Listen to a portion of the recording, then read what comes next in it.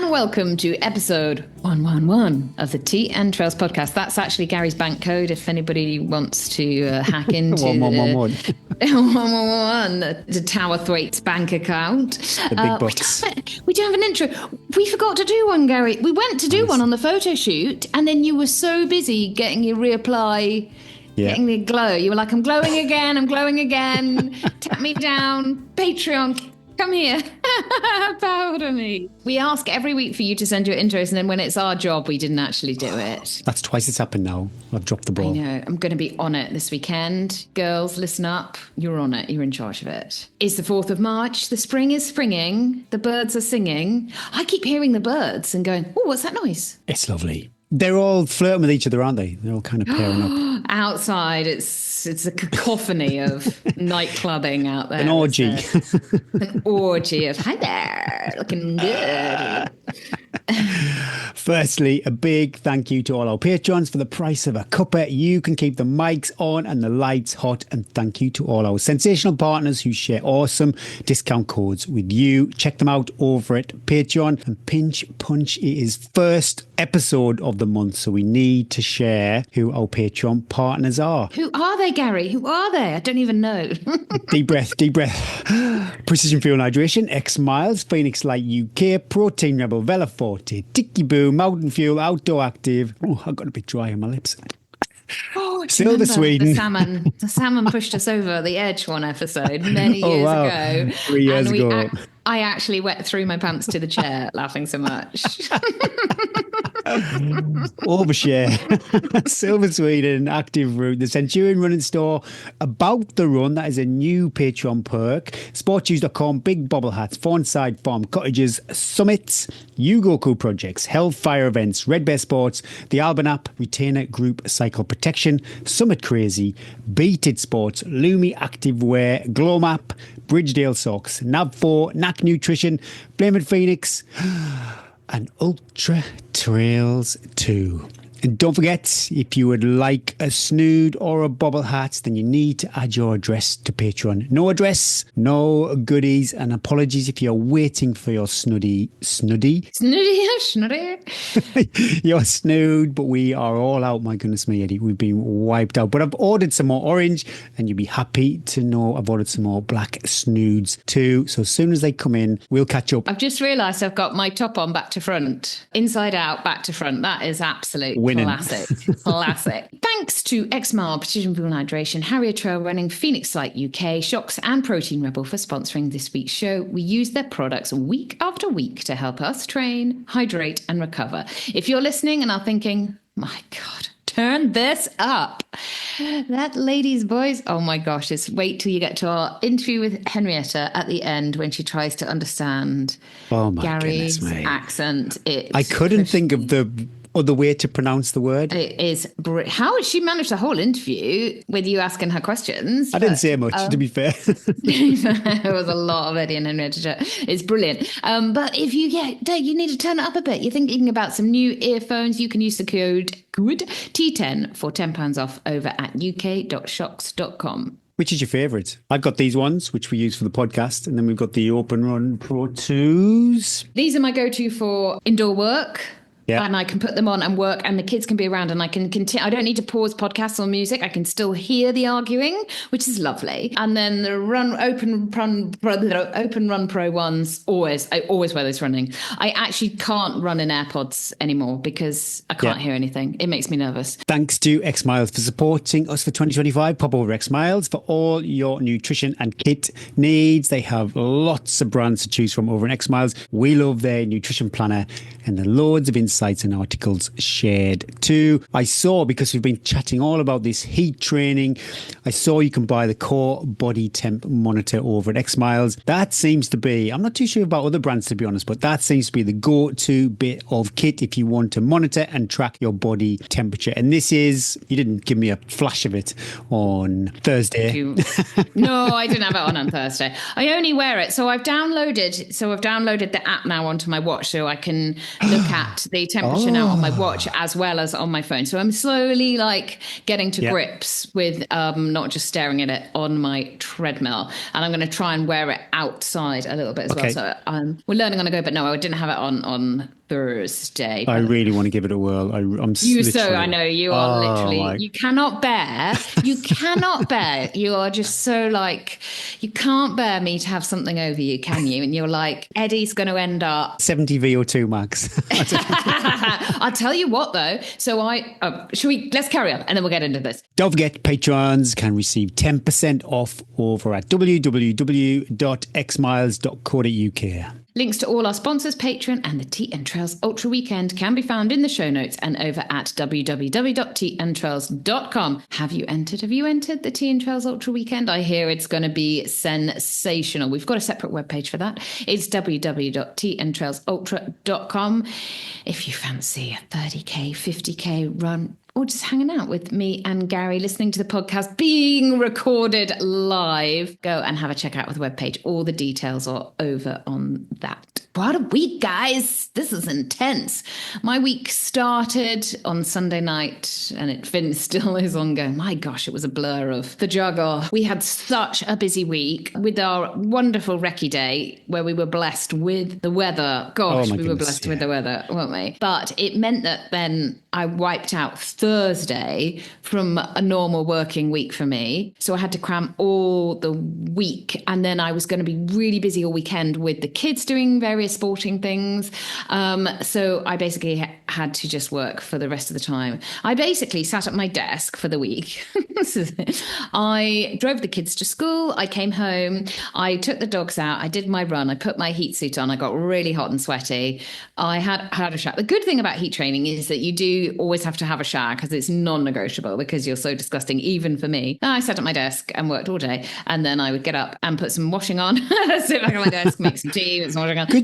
I know this product's not out there yet. When you're kind of red hot physically, the question is you probably couldn't do any work. But in theory, baby gigs when I'm red hot physically. But if you had a suit that actual kind of generated heat, like a sauna. Do you think that would be dangerous? Do you think that then you could do some work? There must be. I could just sit there sweating. I don't think I could work. A couple of times in the heat suit during the week. So I did. So also I had to cram in my heat training because I'm trying to do it now 3 or 4 times a week to keep seeing my scores go up. And I knew that the weekend was going to be away, and I knew that Thursday I wouldn't be able to do it. I was like, when I come back on Thursday, I'll jump on and do my heat training. So sorry, I need to, because I'm like literally, I'm about to buy one of these things. It's driving me crazy. So you get this. You are so funny. So you say your scores are going up. So it gives you some kind of protocol.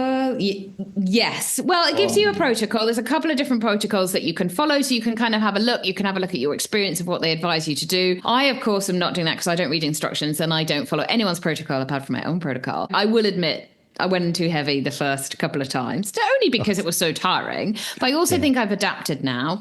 So now it's taking me longer to get into this heat training zone because I reckon I am getting more and more adapted.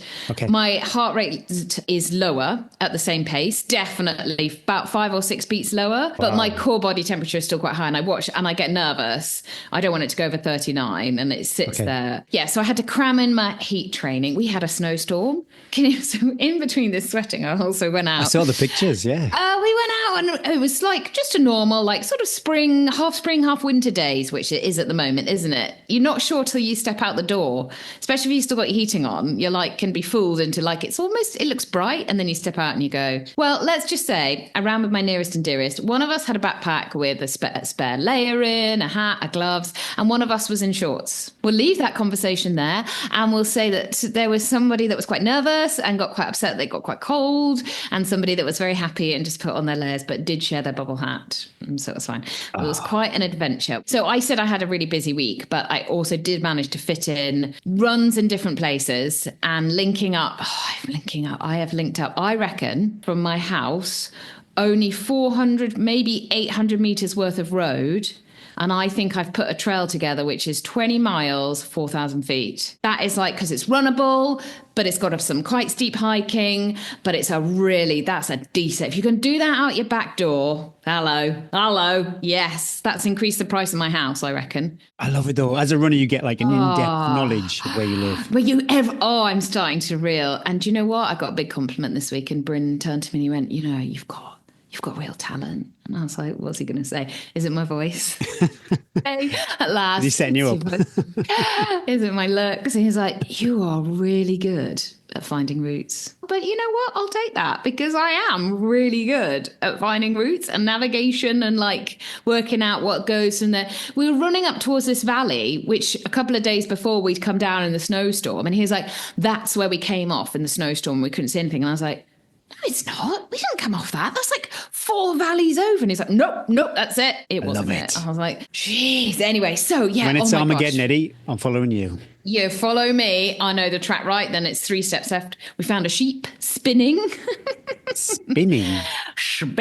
Heavy sheep farming around us, which is fine. We've learnt that now. So the dogs, I'm afraid, they spend a lot of their time. Just let us talk to the fluff balls. We just want to talk. We're going to get close. They must smell so good to them. The sheep smell to a dog must be like...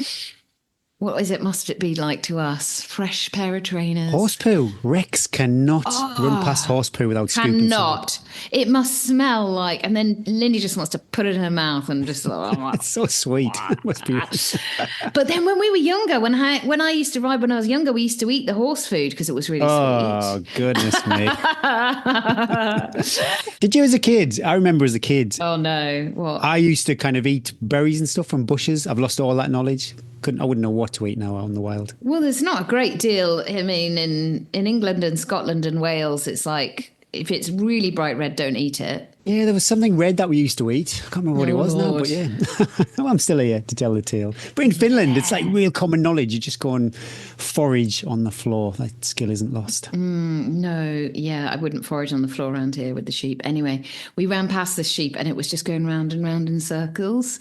Oh, no. I said, right, let me at it. Come on, sheep. And they got up close to it and had a big gash down its side. Oh. And oh, no. What have you done, my friend? And it tried to run away. And I was like, no, don't worry. We're in the middle of nowhere. They should have the sheep farmer's number on the gate if you see a sheep in distress. That is such a great idea. Because I don't know what to do and didn't even know where the farmhouse is. Anyway, we did this loop and we came back. And as we were coming back, we met the farmer on her quad bike. 2 lovely collies with her that I could have just taken up. And I said, and then I thought, I've got to tell her about the sheep. She might not see it. And then I thought, she's going to think it was me or the dogs. And then I thought, no, it doesn't matter. I want the sheep saved. And so I said, just about 200 meters around there's a sheep. He's spinning round in circles and he doesn't look past. She's like, black head. And I said, oh, yeah. She said, it's not even one of mine. It's the neighbour's. Well, it's just round there. She said, I'll go and have a look there. Oh, dear. And she was lovely and she was so friendly. And I was expecting her to be like, but what are you doing? You're running through. She's telling me all about sheep. She was just bringing them in for lambing. I was pretty much, by the end of it, I think I was pretty much moved in. She would have made me a cuppa. I loved it. Anyway, I hope she did find the sheep with the black face. And then this morning, when I was quickly out for a quick trot with the dogs, the sheep had escaped. They were in the fields eating the crops. And they looked up at us and they were like, don't tell anybody. Don't it must be so hard to keep a sheep in. That was one thing, Clarkson's farm. The sheep would just find any little gap. Yeah, and the farmer, because we were at like the edge of the farm. So we've met the farmer that farms all around us. And he's just like, those sheep are the bane of my life. It was just so funny the way they all looked up and were like, have we been? Are you? But this tastes so good. So yeah, sheep adventures this week. Loads of running, loads of vert. I thought I might have overdone the up and downs because I haven't been running that much climbs in the last, probably the last month, because I've not known where the trails are and we've had snow up on the hills behind us. I've been less like, I'll just go out. Now I know where the entry and exit points are of these trails. But I did do a lot of up and down. I thought, or the DOMs could be bad, but actually all my strength work. Maybe the heat training, who knows? The legs felt pretty good. I did let Bryn have the dogs on the lead. So I did my session. We convoluted it.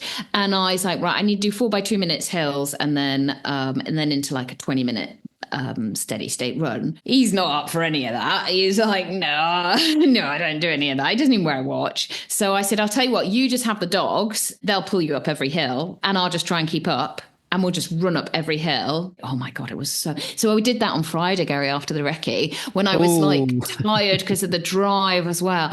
Oh my God, I don't think I've worked that hard because obviously as well, he was like, he's not dropping me. He's not dropping me. He runs like 2 runs a week. He's not dropping me up these hills. I've not got to that point in my legs where actually the lactate is so heavy that you literally cannot move your legs anymore. And he just had the dog. So he was just like, shit. And then also, he was just chatting. Oh, all right. So then I was like,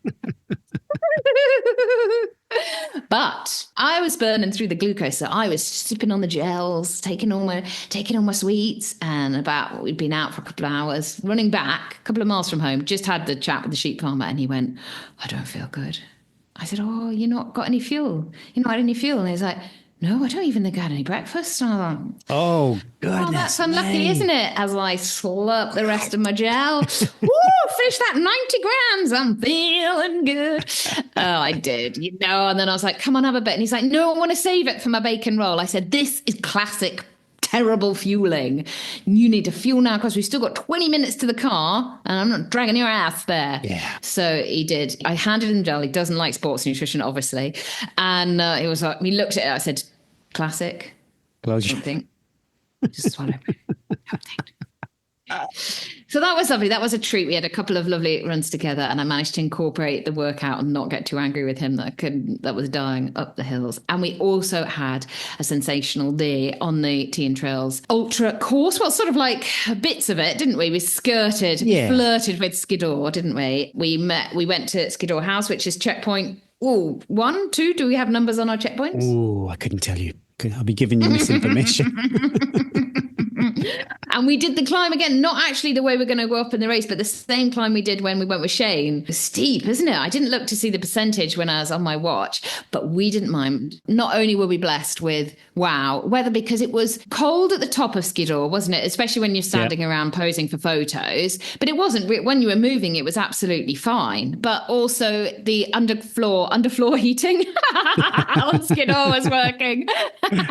The underfoot conditions were perfect because people were a little bit nervous the day before that it was going to be icy. No, there was a bit of ice spike chat, but nobody had the spikes on. We didn't need them. We had just a dusting, that perfect layer of snow. That perfect layer of snow as well that's just over the rocks so that you can just you can see them. To worry. You can see them. And so it makes it easier as well. So we want to say a big thank you to our patrons that we did a late call out and we had you guys are good. We did a very quick roll call. Who's free? Who can come? They were there. Luckily, we've got a lot of obviously local to the route patrons as well because we had a lot of that's where I live. Yeah. Got to get back to work. It was so nice to meet everybody and put some names to faces of people that we've mentioned on the podcast and people meeting up with each other. And it was just a great group. I loved it. It was great to see some new faces, like you say, some new faces, some new names, and also see people like Petra, who I bumped into Petra many times over the 4 or 5 years we've been doing this podcast. So yeah, it's great to share some miles. It's good. I loved it. How did you feel about having your photo taken? Did you enjoy that? You seem to... Should we talk about the time when we had to redo the photo because you half-shouldered everybody and went down too fast? Oh, get out of town. I was saying, keep it tight, keep it tight. You were not. Let's just say the modelling went to somebody's head. Let's just leave it at that. Well, Steve is such a pro, you wouldn't even know he was there half the time. He kept up with us all day and he had his big backpack with his drones and his various cameras, his gimbals. You didn't even buy him a piece of cake in the cafe, did you? Just shout. I offered. I did offer. No, you did. You bought me a lovely... We went to the George Fisher Cafe then afterwards and we overtook it. But everybody was super friendly, weren't they? You had some cake. I couldn't face it. My God. Oh, no. Gary, did I regret that option because we then went back to the car and I had what turned out into a 4-hour drive back up the motorway. And I was shaking after about 2 hours, thinking, I'm so hungry and I'm so thirsty and I'm also so tired. I can't, all the podcasts in the world weren't saving me. I was like, I just need some like nuts. I need something. Anyway, I wanted to get to the good services, but I thought, I'm not going to get there. I'm so hungry. I hadn't taken a spare pair of socks or trainers. So I had my wet deck shells on. I could feel my feet like walking. I thought, I'm going to have to stop. It was a road chef, disappointing. It's like Costa or no, I was looking for an M&S and a Starbucks. Yeah. But I thought, no, right, I'm just going to have to stop here and get a sandwich. I'm going to need a bag. Anyway, and it was an M&S. Hey. Get in! So I ran to the loo, obviously, filled the car up, and then I was like, wow, what am I going to eat? Got so many snacks, such a bad, dangerous game to play, so many snacks. Went along to the till, and the guy was like, I think you're going to need a bag. And I was like, yeah, I am.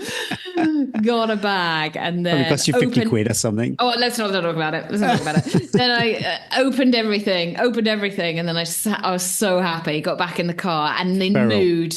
It's just like a checkpoint. The mood lifted. The tunes went back on. And I was like, I can do another 2 hours now. I can just keep stuff on my face. So what's your roll call? What you're eating? What's your snacks? Oh, Lord. Do I confess to all of these terrible snacks? They're dirty, Gary. They're all vegetarian, which gives them a slightly better flavour. I'm not sure it is. Anyway, there were so many that I even had to I disposed of them before I even came home, all the rubbish, because I'm going to be guilty. Judged. As I was driving back, really tired because I'd had to get up at 4:30 to drive down. We have a really busy Thursday sporting schedule with the kids, and I thought, please let it all work so I don't need to do anything. But I got the call. You're going to need to go and pick this one up. It's another half an hour away from home. Don't, come on, you can do it. Anyway, I picked up the oldest one, and he got in the car. He's like, oh, Mum, what's been going on in here? You don't look good.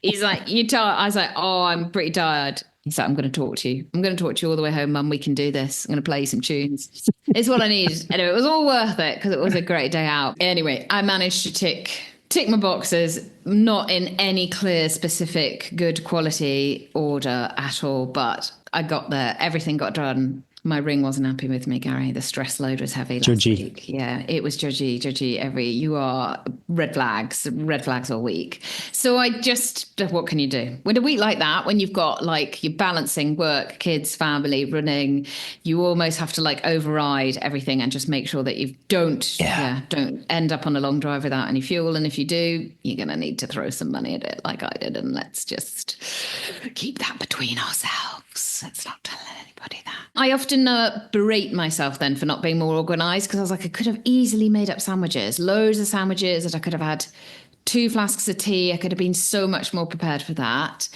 Business. It's just the night before I was in Dundee till 9:00 at rugby. I wouldn't beat yourself up. These things happen. And you would never have assumed the journey home was going to be so. No, too right. I wouldn't. But there we go. Can I just say as well, it was a joy touching you in the flesh on Thursday. You sometimes I feel you like grimace a little when I come in for affection, but wince. You wince a few times, but I just force myself on you. And I was safe. We had witnesses. I was safe.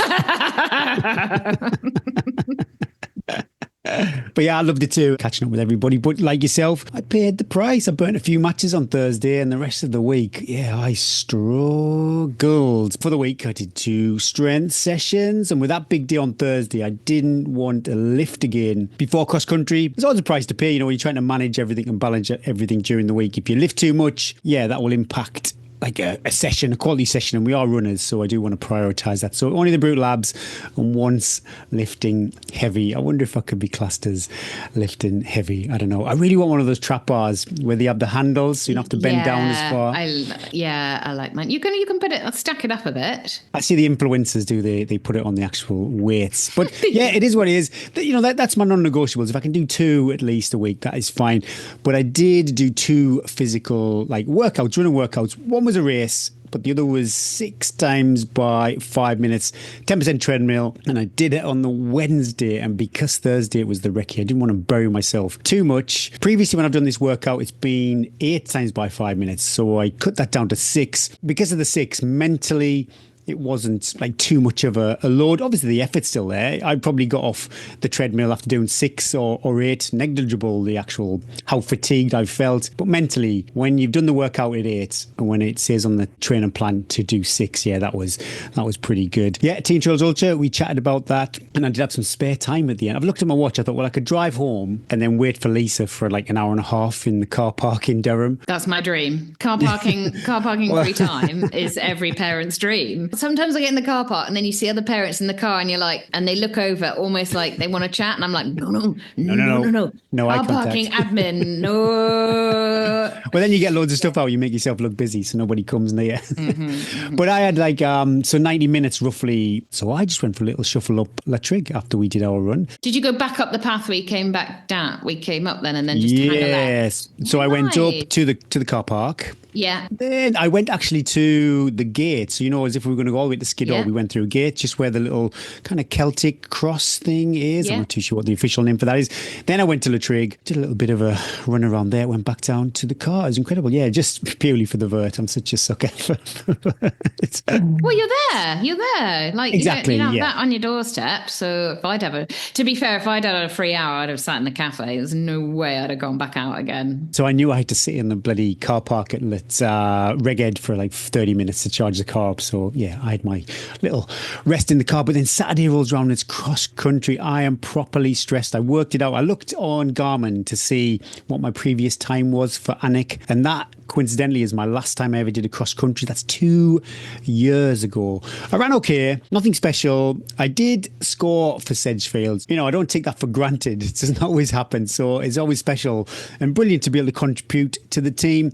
And I eased into the first lap. I think my asthma was bothering me a bit. It's a bit fresh. So you kind of, when you're breathing hard straight off the gun, yeah, it's always kind of catches me out a bit. Second lap, I seemed to step it up a bit or find my feet. I'm not exactly sure what it was. Third lap, I thought I'd increased the effort, but I looked at my heart rate on Garmin and yeah, it was pretty steady heart rate. So I think basically I'd paced it better than a bunch of people around me, because it did feel like I was moving up through the pack. And then right at the end, the last maybe 400 meters, you do like a little, it's not an out and back, it's like a little U section, so you can see who's gaining on you basically. And I just caught a glimpse of Justin, who he's a medium pack runner, so he's your cross country nemesis, Justin, isn't he? He's my judge your performance on if you beat him, you did really good. If I beat Justin, I do really well. But I think you have beaten him one race, didn't you? Probably he was ill. There was a few years where he was struggling with, I think, Achilles. So yeah, he was kind of handicapped like that. But yeah, he's back on form now. So he's moved up to a medium pack, and I'm not a medium pack. So he gained 2.5 minutes on me. And I thought, we're coming to the end. You can, for that last maybe 2 minutes, you can kind of get your heart rate up. And he didn't see that I'd seen him, but that gave me enough motivation to push on. And all I did, my tactic was, another medium pack runner went past me. So I thought, well, if he doesn't increase the gap, and there's a good chance Justin's not really going to close the gap. Luckily for me, there's like this real big aggressive downhill at Anik when you come up to the finish line. And that is probably where I would be excel. I never excel. That's where I'm better than Justin at. When it's actually physical running, yeah, Justin's always got the legs on me. But I put enough of a gap going down that hill to hold him off to the finish. So I was first scorer, but I wasn't the fastest runner because Justin had that. He finished like 3 or 4 seconds behind me. So it was great. Yeah, just nice to be doing cross country again. Got one more fixture. We are bottom of the league. Yeah. Didn't you move up a league though? We're in the second. Yeah, we're in the second division. So Sedgefield we are punching like way above our weight. I felt a bit embarrassed. It's been 2 years since cross country. I just feel like not a team player. You're so not a team. That I heard people say that on the recce.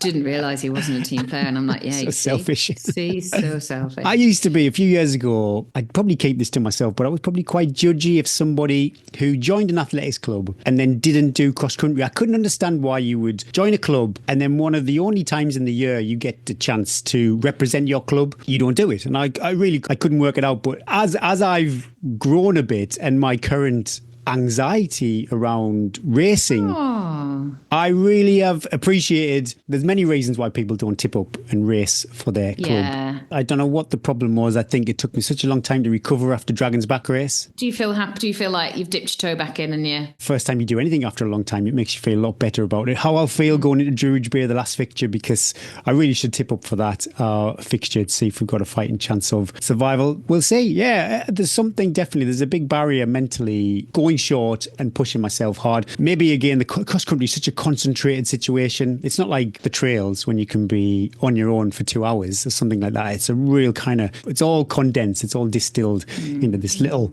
bubble. And it's very competitive. You know, there's no sugarcoating it. You are fast, slow, medium. There's no, everybody gets a medal. You know, you're out there. Everybody's rinsing themselves. Everyone's sweating. Everybody's just blowing out their arse. So it's quite, as much as I love it, it's quite an intimidating environment. And it's a shame. It really is a shame that I've had to go through something quite unpleasant, or you maybe witness somebody else is going through something quite unpleasant to actually appreciate someone else's point of view. I'm a bit disappointed in myself that when I was a bit judgy, I didn't really kind of look past the whiny running. I couldn't understand it. So yeah, but yeah, it's great. Fingers crossed if we can all get a team out Druridge Bay in a couple of weeks and survive. Yeah. Sunday, I've tried this. So I've noticed on my weekly runs that I either do lots of super easy running with Rex, or I rinse myself with my various workouts. There's none of that kind of long aerobic effort, that zone 3. So I'm going to try and do, because Garmin always says I've got this high aerobic shortage. Whether the information is correct, that's always a debate.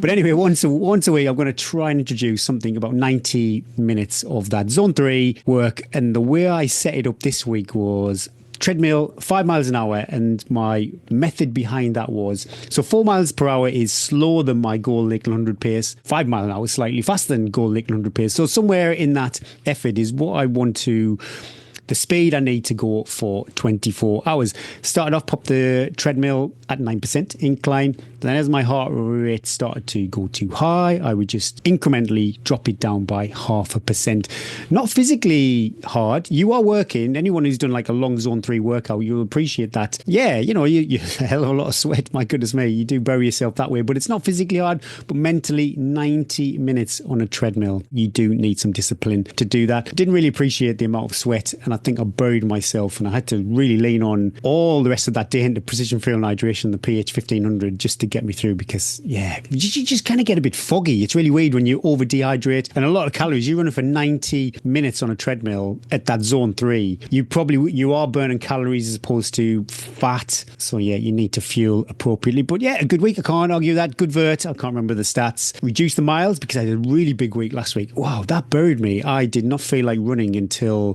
probably Wednesday after the 2 big days with Robbo at the lakes. Reduce the miles, but then I did increase the workout, and with that extra aerobic, a bit more intensity. People might be noticing I'm drinking this. Oh, do we need to talk about your semen cup? Oh. Looks like you're on a stud farm or something, is it? Yeah, I'm trying to. Is it the new thing? You can get it at X Miles if you want. It's, what is it? 10% off. Racehorse. Racehorse Good. Fun times. Well, I'm not too sure if I've got, say, Crohn's or just IBS or just some other dodgy guts. And one thing I've read, so I don't really have to drastically change my diet, like these cultured drinks, these kefir drinks, these Yakult drinks, something that could help. It's quite a big drink. The Yakult's like a little shot. This is 250 mil, and it's mega bucks. I know. I've been watching you sip on it, and then it goes all around you. It's going to be about 30 quid's worth of kefir a month. So yeah, let's get X Miles stocking it. Yeah, they probably do. Thanks, Precision Fuel and Hydration, for supporting Brew the Coaches. Their website and newsletter are such good source of knowledge, articles to read, and YouTube content to binge on. On YouTube, you can learn how to fuel an ultramarathon, what pro runners carry on race day, and how to nail your marathon prep.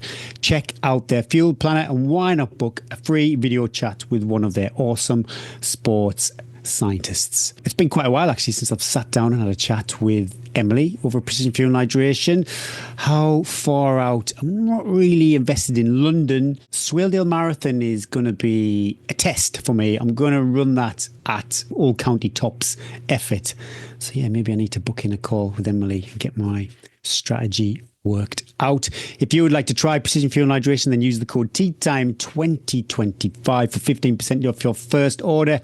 And if you are a lucky patron, then you get a whopping, honestly, I say every week, I've never seen 20% off over precision fuel hydration. So head over to Patreon for all the deets. This week's question comes from Nathan Goddard.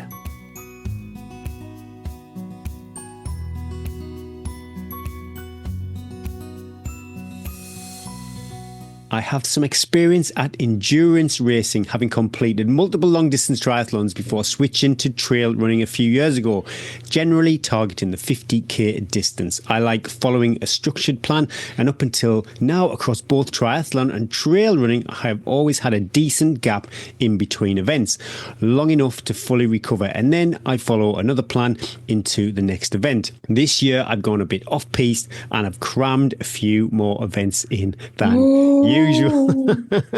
We've all done that, Nathan. We've all done that. I've had a really good winter of training, just completed the ARC 25, and I have the UTMB Chianti. I wonder if there's multiple distances for that UTMB race, but oh my goodness, mate, that sounds sensational. Chianti in for the end of March, followed by a cycling endurance event at the end of May, and the Midnight Mountain Marathon in the Brecon Beacons start of June. So that's like a race, then a gap of a month, and then a race. It seems to be like every other month he's racing there.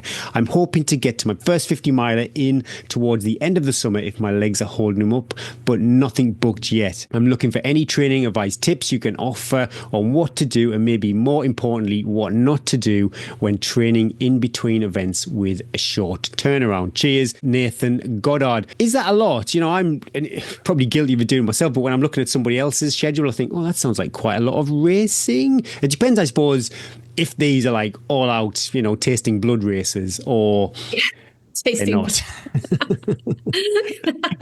I don't know. I think Nathan, if he's got his background in endurance, he's done multiple long distance triathlon. I think he is tasting blood in these races. He's not going to just finish them, is he? He's gonna like doing his best. I think with your background, Nathan, you've got a massive engine there. You've got a huge aerobic base. I think even though we talk about the cookie jar, I think you're fine with this little plan, and you will kind of already know. I know you know what you need to do in between these events, and that is if it's a running event, then you just jump on your bike in between, nice and easy, lots of aerobic, turn the legs over, go by feel, good food, good sleep. If you've been biking and your undercarriage maybe a little chaffed after endurance, then you've done triathlons, get in the pool, swim some laps, do some nice jogging, just keep the mixture which you've got going, and just make sure those times in between you throw in a couple of extra rest days. Perhaps if you only have one a week, I would have 2 or 3, lots of food, really nice easy recovery, lots of sleep, and just do the sport that you've not just competed in to mix up and change the muscle group.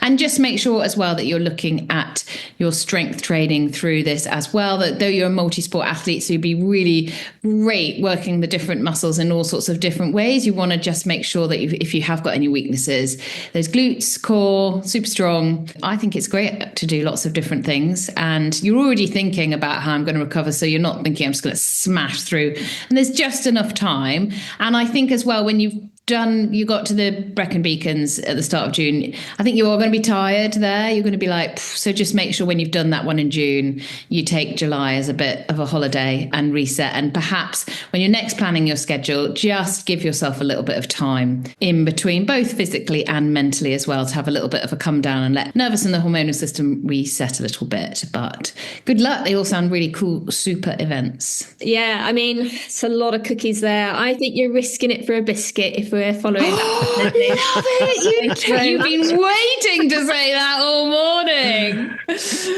Thank you, Nathan. But yeah, you've obviously got a good background there. If you're tasting blood in these races, you're definitely risking it a little bit, because it's just that overload. And when you're fit, you can get away with it. Definitely, you can get away with it for a good few months. But you see it all the time in athletes who are on a bit of a high, and they're running well, and they have about 6 months of good racing, and then they get an injury of some sort. And I'm not going to say that's going to happen to you, because it might not, but the statistics kind of follow that trend. So just be careful. All the stuff that Eddie said there in regards to like the in-between time is spot on. Like you definitely need to rest, and you know in terms of the cross-training stuff you can do there. But I would say maybe just have a look at your race schedule, because when you consistently, like month after month, push the body super hard, it's going to catch up at some point, and you just can't do that. I certainly can't do that now at 40 years old. But I mean, you might be younger. I think he's in his 20s. He sounds fresh. He's entered all these races. So I say do it, Nathan. Well, you can while your knees still function. Go out there and do it, Nathan. Don't give up. Keep do going. Do it all. I think they're entered now. The cookie jar is open. He's not going to. He's going to go. Yeah, Trish, I know that. He's nodding his head. So I think maybe like just July and August, enjoy the summer months in the hills and take a step back from racing. And the next time you plan your race, just make sure, because you want to do things well, don't you? Especially if you're paying a lot of money for stuff and you're traveling, don't cram them all in. So have a little think about the ebb and flow of the year as well, and longevity as an athlete, especially if you're coming from multiple long distance triathlons that you've done before. So the body is, you're working your body, and you do want to be using your body up until you're an old guy, Nathan. The other thing is as well, like, it's very difficult to periodize your training plans with that kind of racing. And the other thing as well is like strength training. You want to be periodizing your strength going into that as well, in terms of the load, when you ease off the weights, etc. Those would be my things. I think, if live it whilst you can, but just be conscious of those two things. Take your multivitamins as well. Take multivitamins. Nathan. Yeah. Drink your milk. Early bed. Drink your milk with your cookies. Yeah. Good luck. Let us know how it all goes. Send us a picture when you finish the mountain marathon at the start of June. See how, take a before and after. Beginning of the season, end of the season. Good luck, Nathan.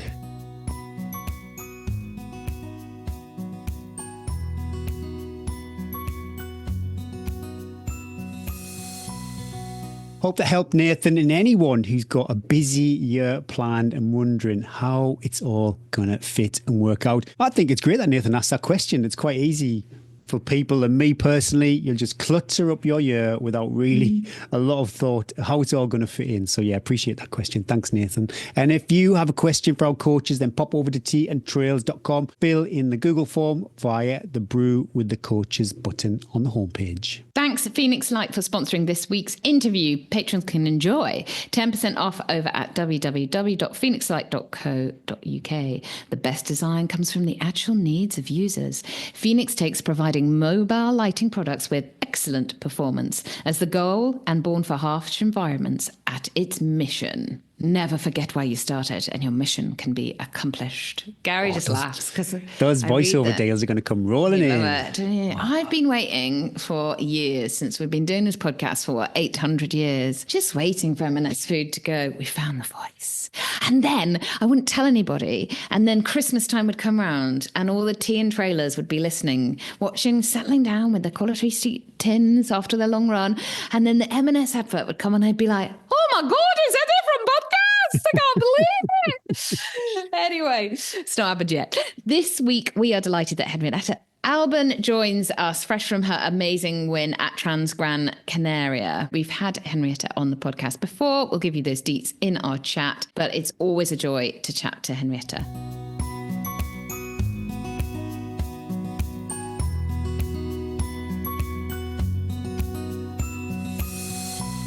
It's not quite spring yet. No, not for you. Over here in the UK, the daffodils are out, the crocuses. Spring is springing. The sheep farmer said to me, I'm just getting them in now, lambing next week. She's Scottish, not half, whatever. But we do have sheep next door, so I can relate. Okay. But still snowy? Oh, yes. We are planning on a little ski season moving forward, ideally, but it's raining at the moment, so we are very disappointed. We got home, we were like, yes, time to ski. It's raining, but then my body's like, no time to rest, so it's okay. It's the way. When you came on last time, you're fresh from your 17 hours 55 minutes winter Bob Graham round record, which is still the fastest ladies. Wintertime. That's episode 56 if anybody would like to go back and check it out. I don't think the video had come out. The film had come out when we had Henriette on, and now it has come out. I think I've watched it maybe 84 times on the treadmill. You know, when you're on like YouTube and you're like, what can I watch that like, you know, I don't want any surprises, but I want something like, I love it. I love it when you have the cup of tea. Honestly, that's how many times I watched it, when you're like, I've never had tea before. And I said no to tea. And then someone came with the tea, and then you're so happy with your tea. Do you watch running content while you're actually running? Absolutely. Oh my and I can't goodness even me. really see it because of the sweat, but I can just hear other people heavy breathing, and it makes me feel happy. I'm in that category too. I like a good YouTube video when I'm on the bike or on the treadmill. Would you listen to running podcasts when you're just out for a run? No, I don't listen to it, but I can consume running, and it doesn't even need to be anybody, like any man, maybe, well, there's a million middle-aged men running UTMB. I'll watch that. I don't mind. I'll just watch them. They'll probably tell a good story. Anyway, if you haven't seen Henriette's, and you like that sort of thing, her Bob Graham film, is it got a title? I think it's called a Bob Graham round number 2818, because I was number 2818 to do a Bob Graham round, apparently. Yeah. That was like my number. You get a number when you do it. They're ingrained on you. I think mine's 2498. Yeah, I never forget that. I forget lots of things, but not my Bob Graham round number. Today, we want to know all the dates on your 2025 Transgrancanaria win. For the stats, 126k, 6,800 metres of vert. That is spicy. How are you feeling? The race was a couple of weeks ago. Yeah, how are you feeling? Any niggles? I think it's 9 days ago. I finished Saturday like a week days ago. So I'm still putting myself in the category of recovering, very much so. I think I had severe brain fog up until yesterday, essentially. I've been very, very tired. I wear an Oura ring, and this morning I woke up with the message of, you're showing like major signs of in need of rest. And you have to be really bad for your Oura ring to because normally it's quite positive, isn't it? You have to really push hard for it to go, you need a little bit of a rest, but oh dear, that is bad. It's been getting worse every day, and this morning it was the worst it's been. It moved from like minor signs of like issues to major signs of issues. So recovery's been slow. Like my muscles feel fine. Like I'm actually quite all right from like a muscle perspective, but my body's just been really, really tired. And I think mentally it was a lot going into the race as well. So I think it just all piled up, and now it's just like starting to sink in like how tired I am. I think that's really common for most people, isn't it? Just normal everyday life kind of catches up because you put a lot on the back burner too. You like to do that after the race. I'll think about that after the race, and then the race happens and you realize you can't think about it after the race because you can't function for another week. And then your ring tells you, Bryn, I wear the ring too, and Bryn laughs so much because I say, my ring says.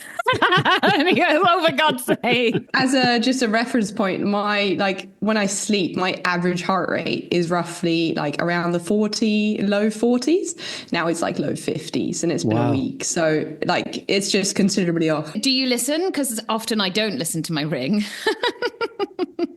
I take it into consideration. Yeah. Is it more but I think when you're recovering, it really is the time, because as you said, you're like muscles feel okay, but actually your body's still under quite heavy stress, we would say. And it is only 9 days. 9 days. So like today, like ideally I would have probably started exercising like already. Today was the first day I did something, and I was like, I'll do like an hour of biking. But then after like 10 minutes, I was like, oh my God, this is slow. So I ended up doing like 35 minutes in the end, super easy biking. And I was like, actually, this is plenty, because I need to see how my body responds to it, and my stats are really off, so I'm in no rush to sort of train, because my body won't be soaking up any training benefits for a little while. Does the information differ though? I only use the Garmin recovery, whatever that tells me. You've got the kind of both. You've got the ring devices.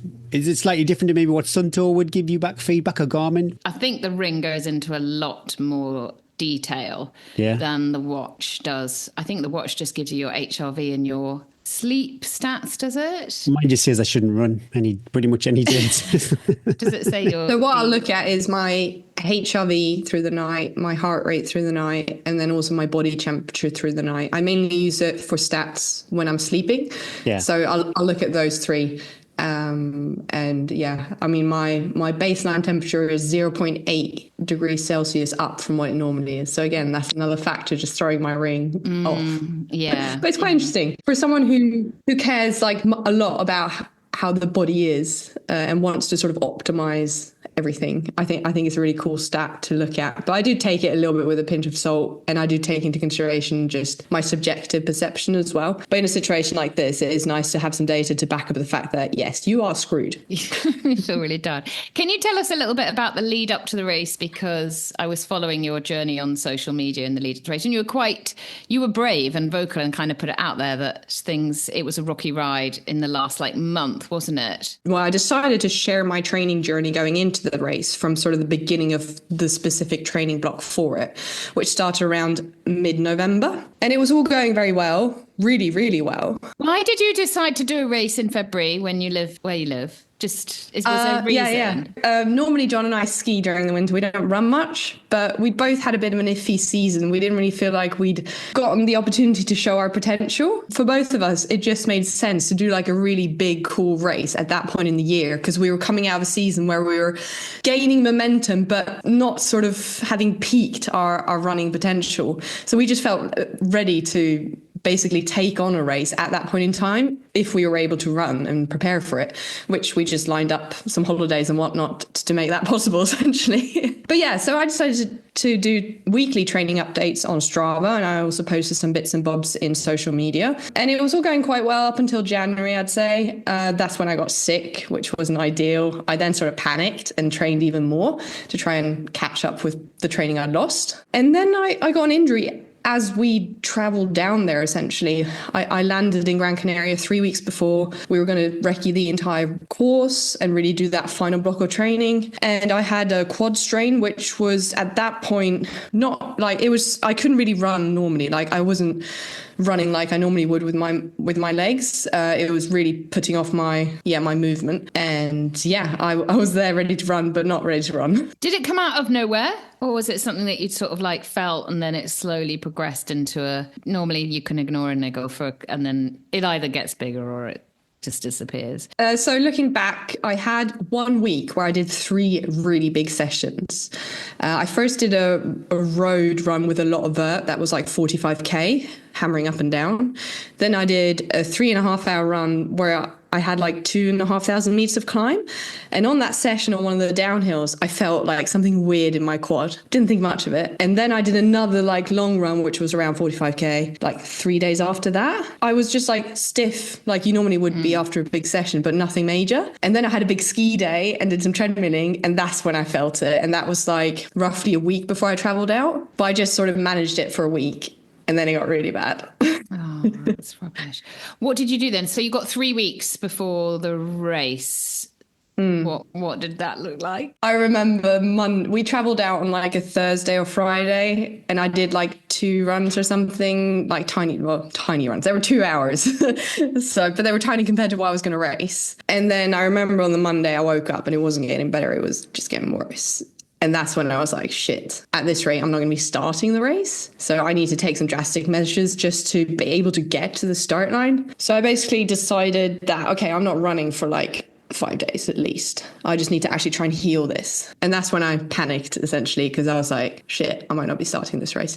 But then I rented a bike. Well, John actually saw how depressed I was. How was that dynamic? Because presumably John is preparing for the race and is out running and you're like, okay, I'll stay and do the laundry. We were actually in Gran Canaria with John's sister and partner. So we were a group of 4, which was a bit of a saving grace, I think, because I had to keep my shit together, essentially, and not ruin the entire holiday of the whole crew. Once I got the bike, I sort of just made a little bit of peace with it. I have been injured before, and I think that has created some resilience to injuries. Otherwise I would have really, really panicked. I was obviously sad and a bit but at the same time, a part of me was a bit I was expecting something like this.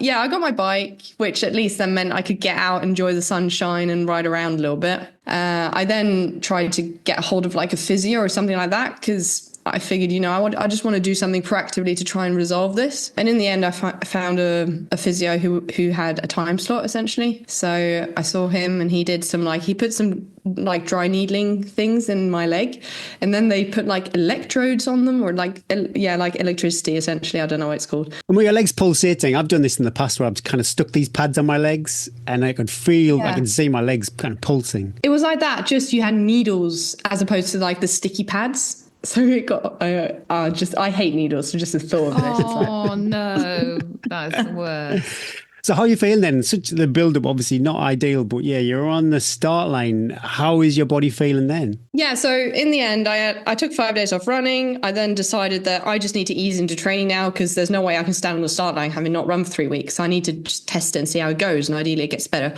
So it gradually got better throughout that remaining sort of 10 days, 2 weeks. It wasn't perfect, so I very much lined up at the start line with the knowledge that, this could go both ways. I was preparing my crew that, I might be DNFing probably around the 5 to 7 hour mark if stuff feels really bad. So just be aware of that. But ideally it goes. But I was just eager to get going at that point, because I was quite nervous just going into it, because I was a bit like, I might be preparing for a DNF. That's not that fun. So just standing on the start line, I was just eager to get going and see whether this quad would hold up. I feel like we're talking a lot about my quad, and we have in the Albon Way podcast as well. It's like me and my quad, You and your quad. Yeah, they become your alter ego, don't they? They become someone like a friend that joins you that you're not even really sure you like, but they're just sticking. It's like Gary, really. Just sticking around. 15 minutes in. Thanks. With all that in mind, were you still going to roll the dice and still go for a time, or did you have a pacing plan? Yeah, so I hadn't been able to recce the entire thing, but John had. So what we did was we looked at his plan, and then we adjusted it by, I think it was like 18% or something like that. And that created my plan. Okay. So I had my time splits between the aid stations, which is what my crew relied on as well. Funnily enough, I set off and I hit the first 2 aid stations within like 30 seconds to a minute of the estimated time. Yeah. And I knew the schedule was for 15 hours 30, which I knew that was a relatively realistic estimate based on the Strava gap and having run in the area a little bit and whatnot. So I was quite confident that if I could run 15 hours 30, that would probably put me in on like the podium. Maybe not first place, but that wasn't really my goal at that point anyway. I just wanted to get around at a decent speed for me. So I set off and I started hitting these time splits, and I was like, okay, that's promising, because that means if my quad holds up, this could go. And to be fair, the quad didn't bother me for the majority of the race. The only hiccup was around the 5.5 hour mark, where we descend for like 1,000 meters downhill or something. And like 10 meters before the bottom of that downhill, I tripped. And then it's so steep that I'm sort of sliding down the switchbacks a little bit. And I'm like, I'm glad I managed to stop that. But then when I got up, I was like, I can really feel it now. That's not great. But luckily it was 10 meters down, and I was then going to hike up for about an hour. So I could sort of just ease into it a bit and walk it off. I don't know. The adrenaline in the body seems to do a lot on race day. It just removes small niggles like that, I think. And I think it did in this case as well. You look like you started really controlled. You managed to get that pacing plan really pretty much spot on. But yet you were 113th overall at the first checkpoint, 12th lady, 7 minutes down the lead. What happened then? How did the race unfold that you were able to then move up? Because you finished 12th overall, so you overtook 101. Is that right? Yeah. You're better than me at maths, so we'll take that. Yeah. 101 guys, you had to go, hiya, well done, doing really good job, doing really good job. How did the race unfold? Was it quite nice that you must have just moved the silent ninja through the night? Yes, I'm definitely overtaking people, but the majority of people I'm overtaking, I just look at them and think, yeah, you started too quick, didn't you? Because they'll be walking. Judge. I am judging. I'm judging. Yes. You could just tell by their body language that they are screwed. After 5 hours, and you think, this is going to be a long walk. It's the face. It's a look you get when they look at you as you're catching them up. It's like, yeah, we won't see you again. Yeah, I mean, it can be quite stressful trying to pass these guys as well, because they don't want a girl to run past. I just knew that the only way I'd get through this successfully was if I paced it well. We are running for 15, 16, 17 hours. we're in no rush. Mm-hmm. And I also know that if I burn matches in the first couple of hours, even the first half hour, that means I'll be so much slower in the final hours. So for me, I'm just better off evening it out. And I also know that if I sprint, I'm using like that muscular power in my legs. I'm just using it up super quickly, and I need that for 15 hours. So in my mind, it's just like, this is what I need to do to execute the race to the best of my abilities. And that's always how I've raced my sort of best performances, from the Bob Graham to CCC, which I did in 2022, which is very similar as well. And that's my racing style, I suppose. Is your pace quite consistent when you look back on it on Strava? It'll still drop a little bit, but I think it drops a lot less than other people's. Yeah. In comparison, like I think Claudia, who came second, she was like 7 minutes ahead of me, I think, on the first checkpoint. And that was after like less than an hour. Wow. Okay. So, yeah. So like that puts into perspective how quick some people do start. She has her own story about how her race unfolded. And I'm sure something did probably happen. But again, like I passed her around the 5 hour mark moving downhill. Yeah. And I was a bit, like you've definitely burnt some matches, haven't you? Yeah. Did you tell her that? Well, I fell over soon after and she passed me again. So I didn't feel too cocky at the time. Did you have any idea, because it's so busy, did you have any idea where you were in the ladies' field? I had no idea up until I passed Claudia around the 5.5 hour mark, 6 hour mark. And I knew she would be in contention for like the top 5-ish. I hadn't seen Ingvild Kaspersen, who was the favourite. I also thought Leah Yingling started the race. I don't think she started in the end. In my mind, it was, there's some girls ahead. I don't know how many, but I definitely know Ingvild's ahead of me at that point. You didn't ask your crew when I would be like, where is she? Where are they? No, nothing. No, so I didn't want to know. Because again, going back to the pacing, it didn't matter to me because I was racing it according to my level, my pace, my splits. And I was gaining time on the splits. So I was quite happy. I was sort of tricking my mind into thinking, you're winning. I'm doing great. So I didn't want to know like, oh, you're half hour behind or like, I didn't want that message. And that's why I didn't ask for splits. And I rarely do, because in an ultra like that, I don't feel like it matters because I'll just race to my level, to my best performance on the day. You're meticulous, Henriette, on your training and your planning for your races and your nutrition. What was your nutrition plan for the race? How did that go? Did it stay down? So my nutrition plan was like around 80 grams of carbs an hour and around 750 mil an hour. Plus a bit more when it gets warm. I think I ended up actually underfueling quite a bit because I was relying on some gels in the aid stations. I picked up these 226 peanut butter gels. I don't know if you guys have ever had those. It's essentially like grabbing a spoonful of peanut butter. Thick. Yeah. Not moisture. Really thick. And it tastes like peanut butter. And when you've been running for like 6 hours, it's the middle of the night, you are confused as to what's going on with your stomach anyway. And you grab 2 of these. I can't believe I took 2 of them. I had literally 2 of these gels and that was my fuel. And I was like, oh my God, these are not going down. Oh no. So, I mean, I didn't have those. I think I opened both and had like a mouthful of them, just because I was like, oh, maybe if I open the next one, you showed willing and then when no. Yeah. And then, so I didn't like have all my own gels and I didn't have all the gels in the aid stations that I'd planned for, but I did have a lot of carbs in my liquid, which is essentially what I was having in the end. So I think probably I ended, maybe 65 to 70 grams an hour on average. No wonder the finish line. You got to fuel for that finish line. From now on, you fuel for that finish line video. Yeah, and I mean, it fell apart, especially after there was like this big uphill around Tejeda, which is, 9-10 hours maybe. I was feeling really good at that point. So I just hammered up it because I'd done it in training and I was like, yes, I'm going to beat my time from training. I didn't. But I powered up it pretty quickly. Then I felt real sick after that. So I ended up like tiptoeing my way down the next descent. I really needed the toilet as well. And I was like, oh, I haven't got any toilet paper. Pine cones aren't too tempting either. So I'm just going to skip this process. Yeah. Film crew still on you. Are you like, I'm not ready for this to be on the YouTube video, other people to be training? That would have been terrible. What was the temperature on course? The pictures, it looked like it was an oven, especially as you got low down. Yeah, I think someone said it was like 30 degrees Celsius around the finish there. It's not actually, it doesn't feel that warm up until the final 3 hours when you descend into like the lower elevation area. But you've done your heat training, because I definitely only this is disappointing. Yeah, because again, These going back words to I thought you didn't have in your sort of vocabulary.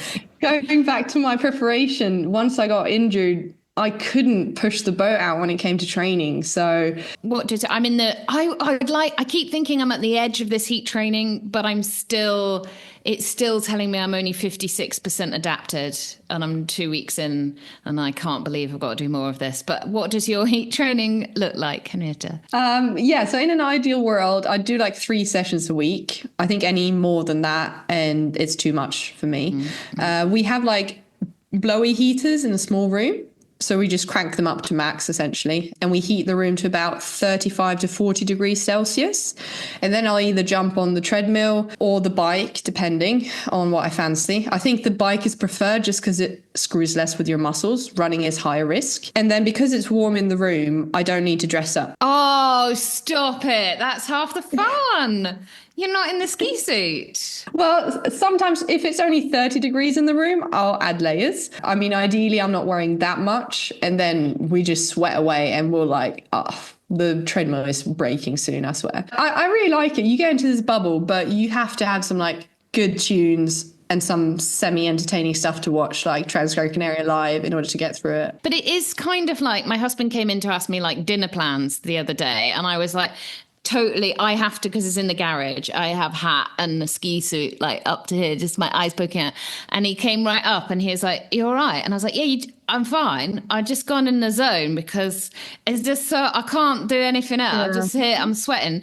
And you can't let it, but it's very good ultra training, because you're like, to me, I've got to be on it for 45 minutes, and it's all my brain is doing is going, step off, take a drink, no one will know, you got 2 minutes, let your heart, but you're like, no, I've just got to stay in it. So even though I am tricking the mind by watching YouTube, but I have still got to stay on it for 45 minutes.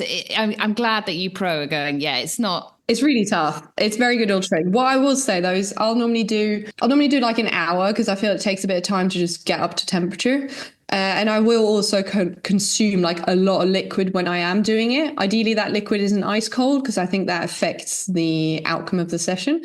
I will drink like probably 1.5 liters. Yeah. In an hour. Yeah. So How are you measuring are you measuring your temperature? Are you measuring your heart rate? Yeah, so we've been using the core sensor. Yeah. Do you just watch the app? Yeah. Going up?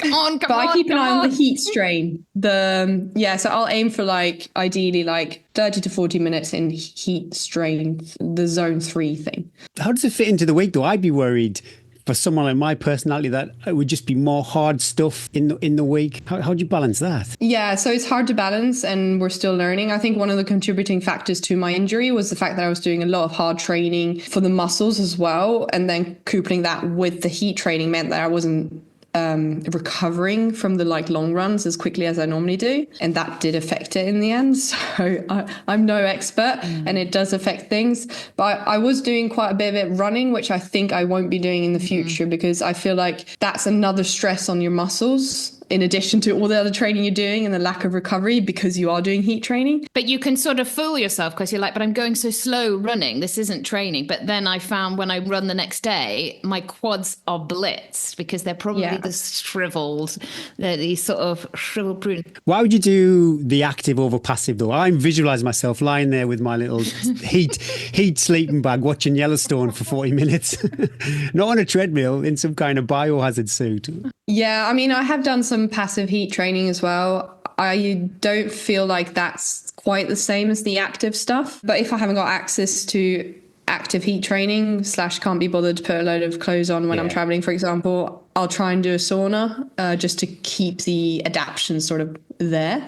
Heat training is tricky. It's pretty new as well. Like the science is there's some signs there, but it's not like this is what you should do and this is how it works. Yeah. And there's no science on women because it takes women a lot longer to heat up. Men can go in and heat up much quicker than women. It takes us a lot longer to get in that temperature.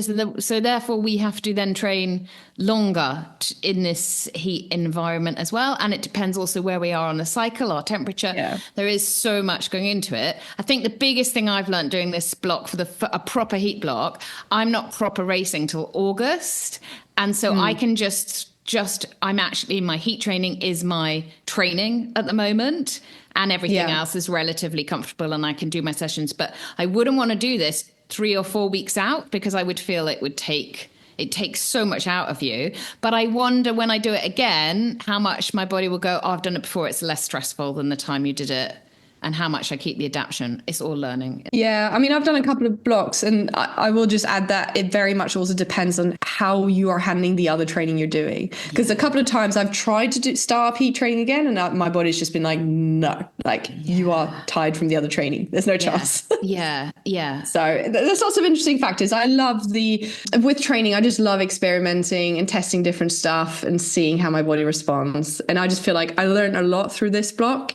I definitely made some mistakes, but that's part of the fun. I love that. And I think if you listen to podcasts, I talk a lot about, I'm always trying lots of different things as well. So if you're listening to this thinking, I'm going to have a go at that, remember we're all individual and don't think, Eric, just, try heat training, but just focus on you don't do anything that certainly don't do anything that I say. Same with me. Don't copy me. Can we go back to the race though? You've gone past. Yeah, sorry. I'm all sweaty. You've gone past Claudia. Are you still then sticking to your plan? Or are you pushing on? Or did there become a bit of a tussle? Was it a bit of a kind of yo-yo between you and Claudia for a bit? So she quickly passed me on the uphill. I was moving way slower than I wanted to. Yeah. So I was like, okay, fine, you go. Like, I actually noticed she had music in and she was going like pretty hard. And I thought to myself, Henriette Albon playlist, was she on, you reckon? Probably.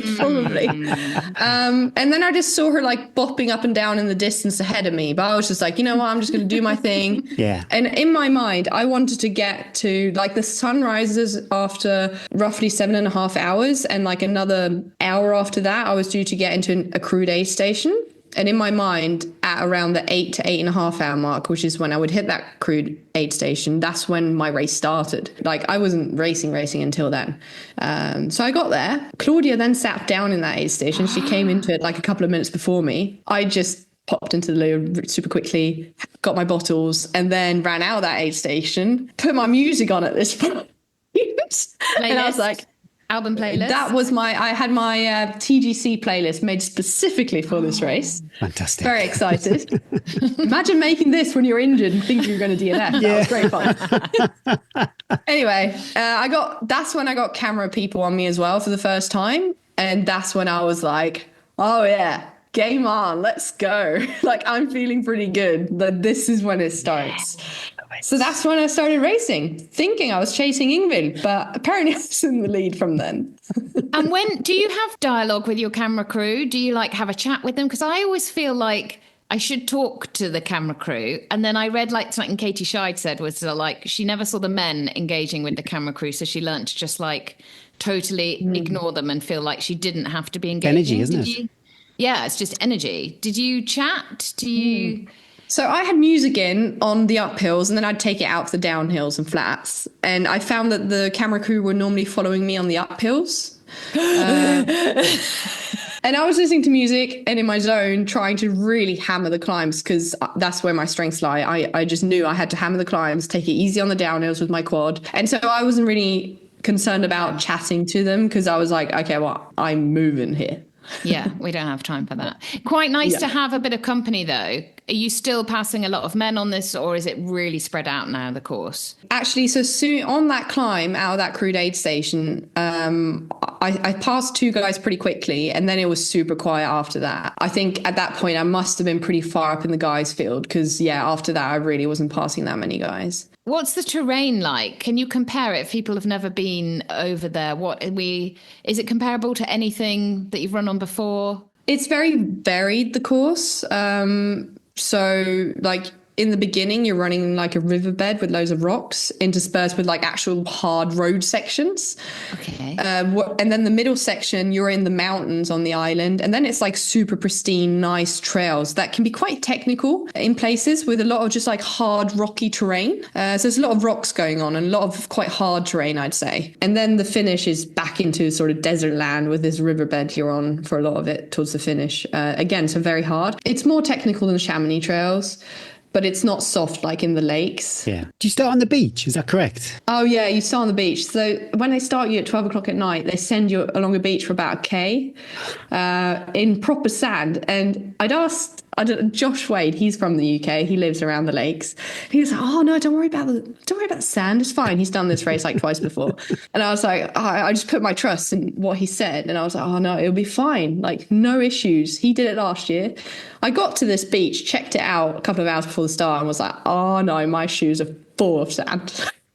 Oh, no. So, yeah, they do that. They start you on a beach as well before you run for 15 hours, you know.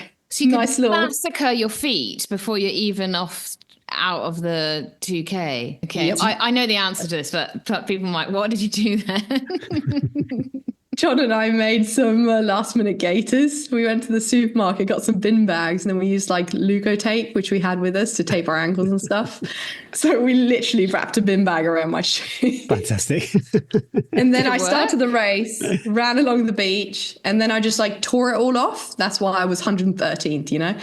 Oh, took me a little time. Of course. Yeah, you were leading, and then you're like, guys, just going to need to rip the gaiters off. Yeah. But it worked.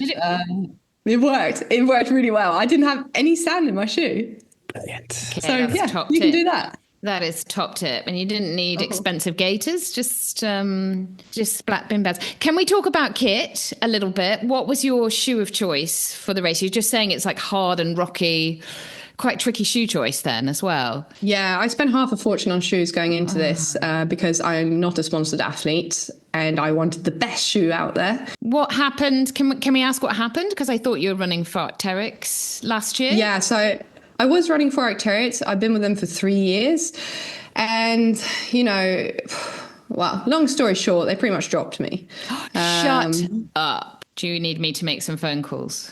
I know some people. Yeah, no, like, yeah, the market as a sponsored athlete is tricky. And yeah, that happened. So, Okay. yeah. We move on. It's absolutely wild, though. You know, you've won this race, record all the Bob Graham round, countless other podiums. What does somebody have to do? It's absolutely mind blowing. Have Instagram followers. I feel like it was unfair. Yeah, we feel it too, deeply. Everybody listening is feeling it deeply. But we move on now. We're not even going to mention them. Yeah, so blatantly, I wasn't going to wear Arc'teryx shoes. No. So I then was like, okay, so I tested the Hoka Tecton shoe, the Tecton 3. Very popular, I found that one to be quite thin. And Salomon Genesis is like one of my favorite shoes. But again, it was a bit thin for the terrain. And it was like, I didn't need a shoe like that for this race because I felt like I didn't need the lug depth and whatnot. Like, obviously, John, my husband, is sponsored by North Face. So like, I was very aware of the shoes they had. And I really liked I think it's called Summit Vector Pro when it initially came out like 3 years ago. I wasn't actually such a huge fan of their most updated versions because I find the toe cap to be a bit hard. And so I basically found the old version on the shoe online and got John's sister to bring it out from the UK because that's where I could buy it. And that turned into my race shoe on the day because it was just quite cushioned and it's super lightweight. A sort of semi-carbon plate, hasn't it? It's got a nice bit of bounce, but it's also got a lovely bit of foam as well. Yeah, it's quite like, it feels nice when you're running it and it feels nice on your foot. Plus, Katie Scheid won UTMB last year in that shoe. So I was like, yeah. Surely. And how many miles had you put into it before race day? Yeah, so I tried to save the shoe. Obviously, I wasn't running that much before the race either, so I hadn't done more than like 100K in it, I think. But having said that, when I was running around in it, I was a bit like, oh, I wish I'd like worn this type of shoe more in training because it is a little bit risky, like, doing a race in a carbon shoe like that. Yeah. So I think in an ideal world, I would have trained more in that type of shoe before the race itself, but it worked out. And your choice of all black in a hot race. Yes. So the shorts, it was always going to be those shorts because I needed shorts that didn't chafe, and it's so hard to find that. And the Salomon shorts, they have like an inner short which just actually goes far enough down so you don't chafe. So they were like really good, really liked them, went for those. But then it was like, okay, what t-shirt to wear?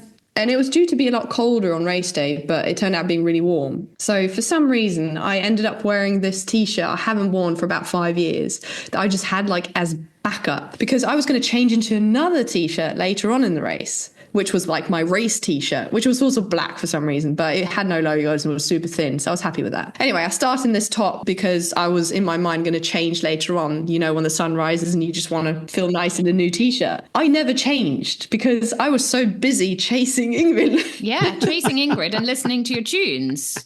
Yes. Yeah. So I never took the time to do eye drops, which I'd lined up because Courtney does that. And, you know, I figured that's nice. I had I had new pair of shoes lined up as well, Lip like balm, not the same toothbrush, shoe, everything. Yeah, I did not have time for this in the race. I was just like, boom, we're moving, people. My quad's alive. So I ran the whole thing in this t-shirt from apparently 2018, which I realized because I dug up an old photo and was like, that's that t-shirt. Chaffing, was that an issue then? Ooh, yes. Mainly due to the t-shirt. Boy. Yes, the back. I still have chafing on my back, actually. And my armpits got chafed to pieces.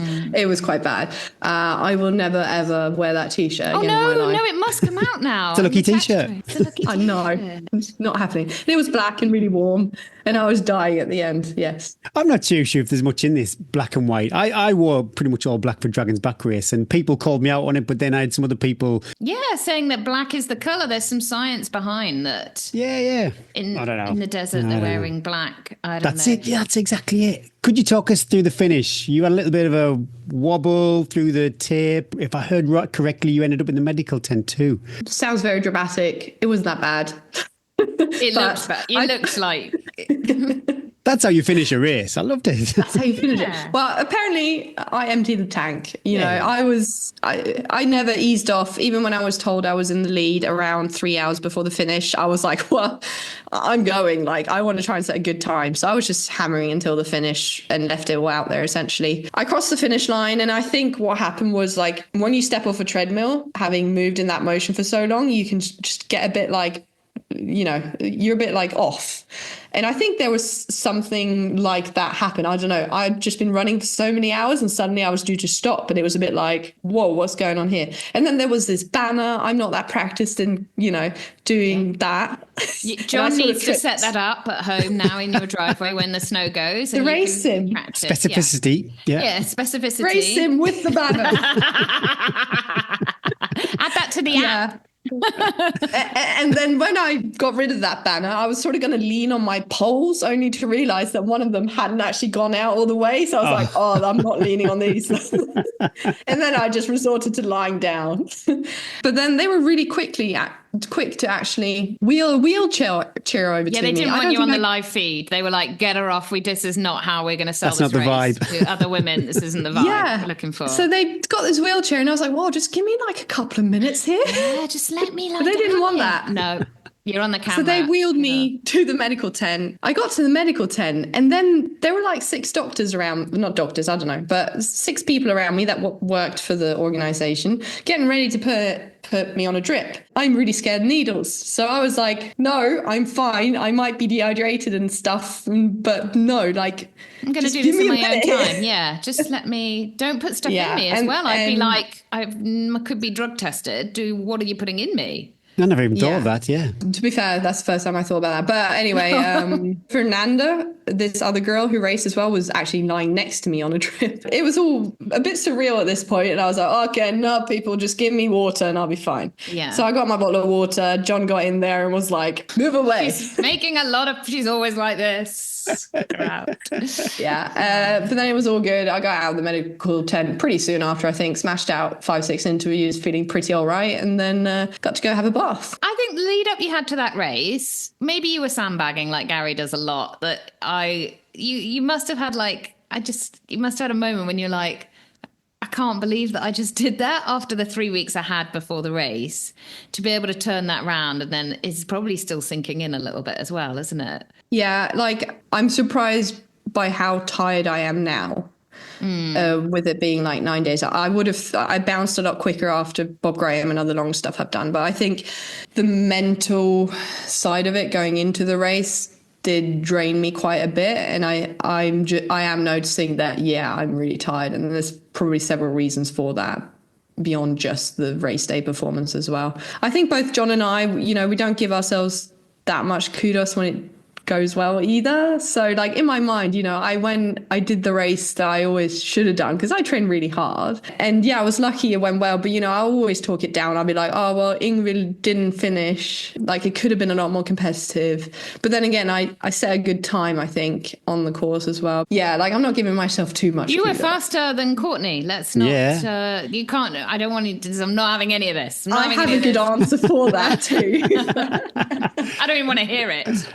Yeah. Just own it. My goodness me. An unsponsored athlete winning a major race, like a major international race. Have you had any? Because we do talk to a lot of sponsored athletes. They're always realistic about how hard it is to actually get a contract and sign with a big brand.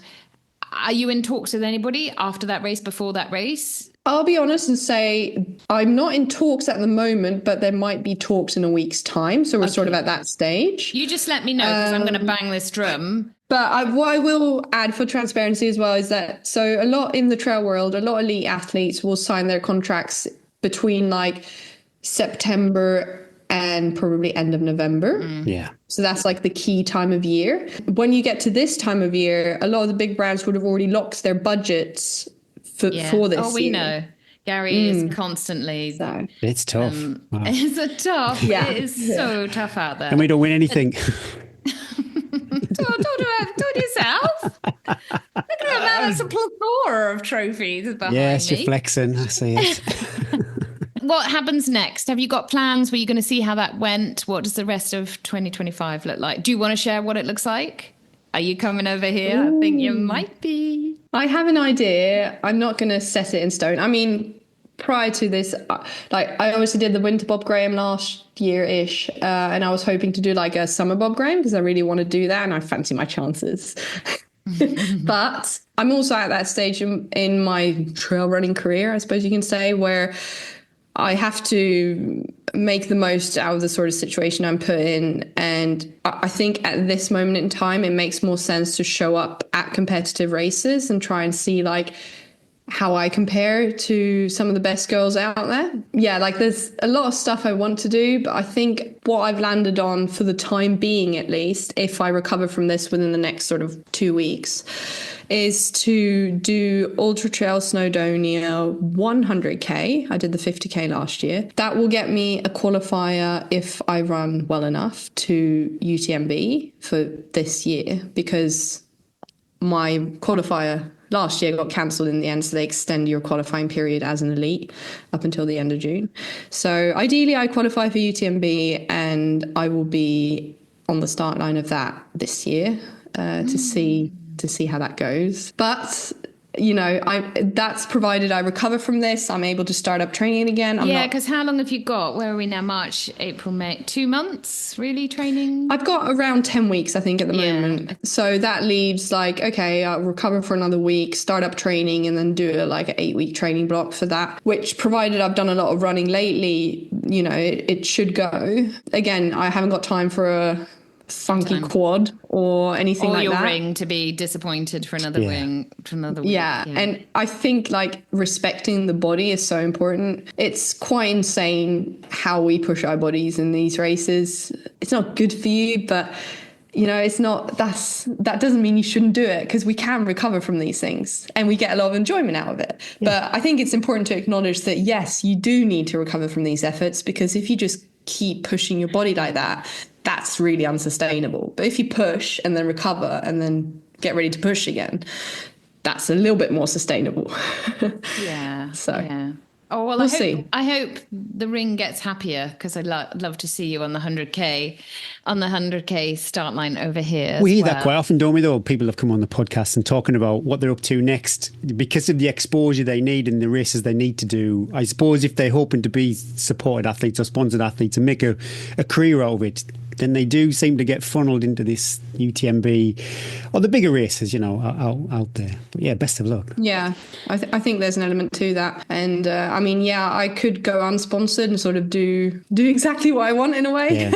But it's quite liberating sometimes that if you are unsponsored, then you kind of can cherry pick all of the kit and the races that you want. While I'm not labeling this on any brand whatsoever, but you might be, say, wedded to a brand and you might have to compromise on the kit you wear just to satisfy that brand. So it is, my goodness me, it is such a puzzle. It's such a puzzle. It is a puzzle, but I think I just want to pour like 100% of my time into the sport and see where I can get to. And yeah, so from that perspective, I am interested in partnering with a brand because that enables you to do that. Yeah, you've got to pay the bills at the end of the day. Exactly. You have to, yeah. We love running on the trail. Well, we wrestle with the podcast. I'd love to be able to do this if I was financially able to be kind of philanthropic and just put it out there for free. But yeah, you have to pay the bills. So you have to reach out to people. Could we go all the way back to, we did have a question on Brew with the Coaches a couple of weeks ago about somebody who's doing a race that starts at 12 o'clock. Yeah, I'm curious what your 24 hours before Transgrancanaria, what that looked like. Yeah, so I was super nervous about this as well. It was the first time I did anything like that. And I woke up super early because I couldn't sleep, like 6:30. Had my normal breakfast, but carb heavy, obviously. So I skipped out on all the fiber and whatnot, fiber and fat. I was then still pretty nervous and decided to actually do a little bike ride. So I did like a 20-minute easy bike ride, bit of mobilization. Felt a lot better after that because it just got those nerves a bit over there in the corner. And then we ate lunch, again, carb heavy lunch, traveled to Las Palmas, the capital where the race was due to start, and with the intention of sort of having a lie down and a nap before the race. I think I slept for an hour in the end, may max 2 before the 12 o'clock start. But I was resting, which I think was helpful, like not walking around, like not being on my feet, just lying down, resting. Yeah, within that as well, we had dinner around 6. Egg fried rice works really well. And I had another snack around 10 o'clock. And then I was also drinking carb mix throughout the day pretty much. What's important to remember is, you're not going to have an abundance of sleep when you go into this. And you're probably going to feel a little bit tired. But once you're on that start line and you just feel psyched and the adrenaline is pumping, you'll be amazed at what the human body can do that you didn't really know you could. Carbs are king. Yeah. Should we do the quick 5? Any more, Eddie? Any more questions? No, I'm cool. Yeah, quick 5. Let's do it. Okay. I'm not too sure if you could stomach anything, but yeah, if you could and you can remember, what was your post-race meal? My what? Your post-race meal, the first meal you had. Do you remember what the meal was? It's a funny accent, Henriette. You've done really well understanding what he said. Post-race meal. Post. Like my Post. email. No. What, I'm really confused. what was the meal that you had after trans? Oh, meal. Yeah.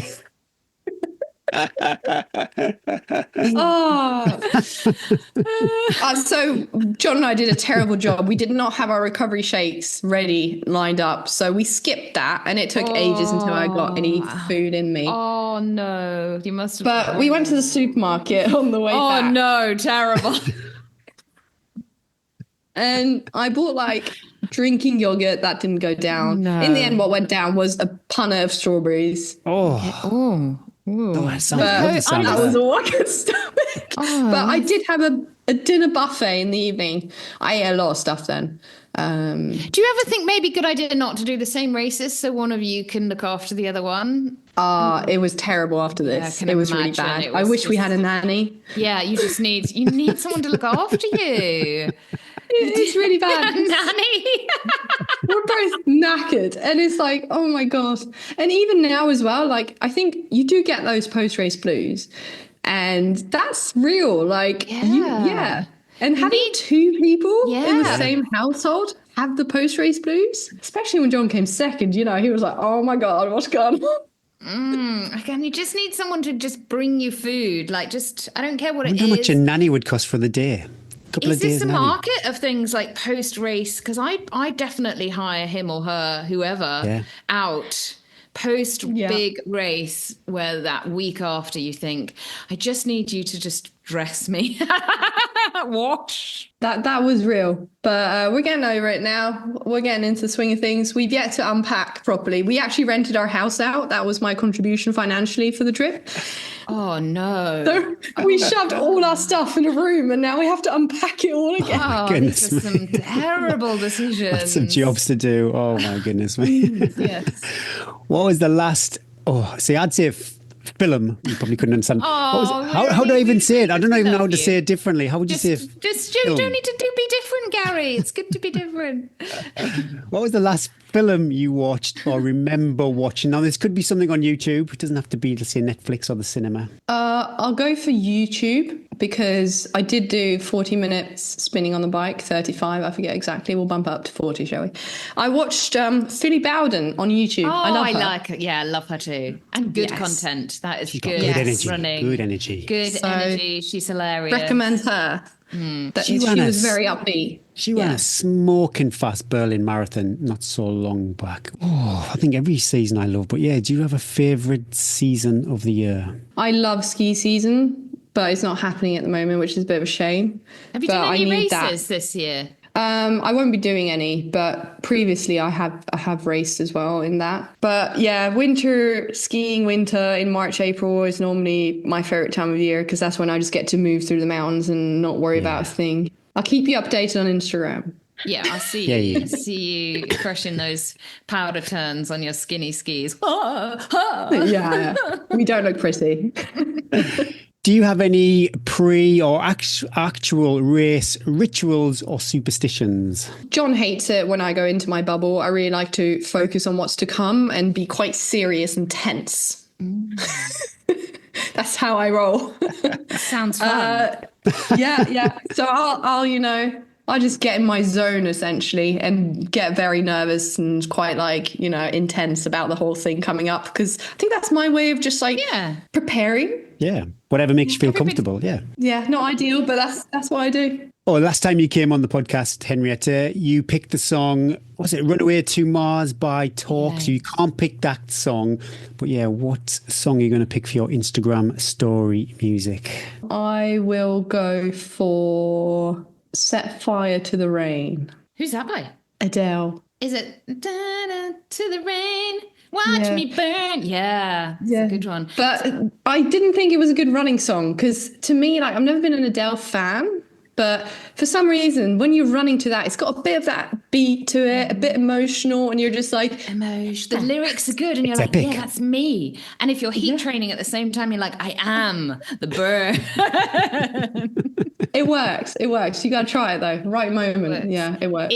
If you haven't, Henriette, she does share her playlist on Spotify, and it is epic. And there is about 6 hours of good tunes. There's the odd strange Norwegian one. We just let that one... I just listen to it. I love it.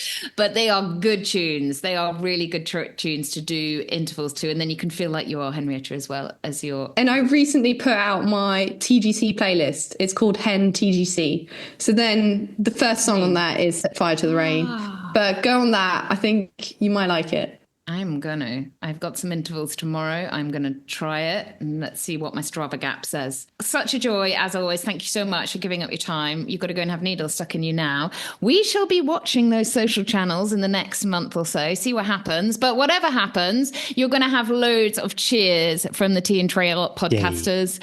If you do come over to, no pressure if you're not ready, but if you do come over to Snowdonia, we love seeing you coming out, crushing those Welsh mountains and hopefully getting a UTMB place. And then I heard it on your podcast, if you do win UTMB, that tattoo is going on your calf. Yeah, if I win UTMB, I'm definitely getting a tattoo. What would the tattoo be? It's got to be something kind of symbolic to UTMB. Have you thought about that? Not yet. I haven't thought about that yet. I got to win UTMB first. That's a long And then shot. we could do a poll. You could do like a poll on Oh, your don't do Instagram, that. what I should have. Sketchy. Put it to vote to the community. Put it to the community.